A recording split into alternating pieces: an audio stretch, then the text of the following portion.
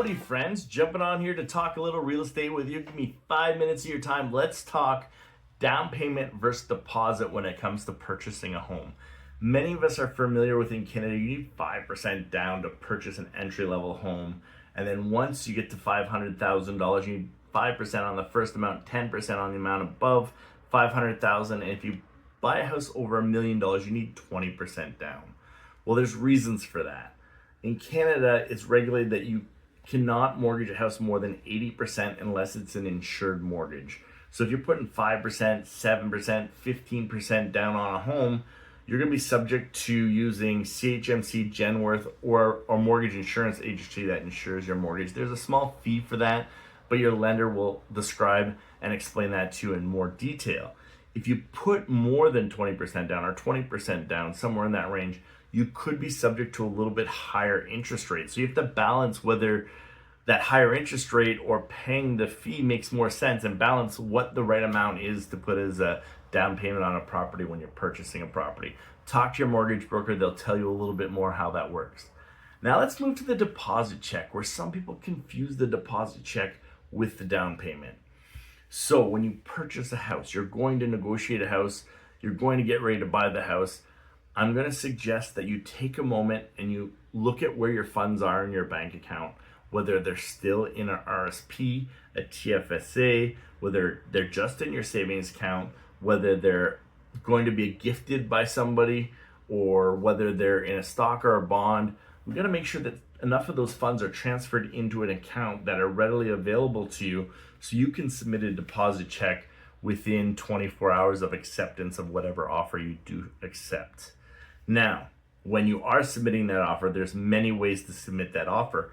Personal check, bank draft, wire transfer between banks, and a few other types that some brokerages will accept. But there's a caution with you submitting the deposit in many ways like that. For example, if you submit a personal check, they'll have to wait 10 days for that check to clear before they could issue a refund. Say the deal falls apart through one of the conditions where it's buyer sole discretion, you decide it's not the right house for you. There's many implications that can come on with that. So it's more advised to use a bank draft or do a wire transfer. And many brokerages don't even have offices anymore, so wire transfer is becoming the preferred method for giving a deposit at the end of the day. And there usually is a little small cost at your bank for that, but that is part of the process and what's required as the first condition to buying a home. Now, where does that deposit go? What happens with the deposit? Well, the deposit goes into a real estate broker's trust account where it's held in trust. Typically, it was a non-interest bearing trust account, but times are changing. So a lot of those accounts now are interest bearing. So there's usually a Schedule B with your offer that will go through the details and tell you if it earns interest, that'll either be donated to a charity, or if it makes a certain amount, sometimes it'll be donated back to you. So that's a careful condition to read over with your agent when you are placing an offer if you are concerned about the interest being earned on your deposit.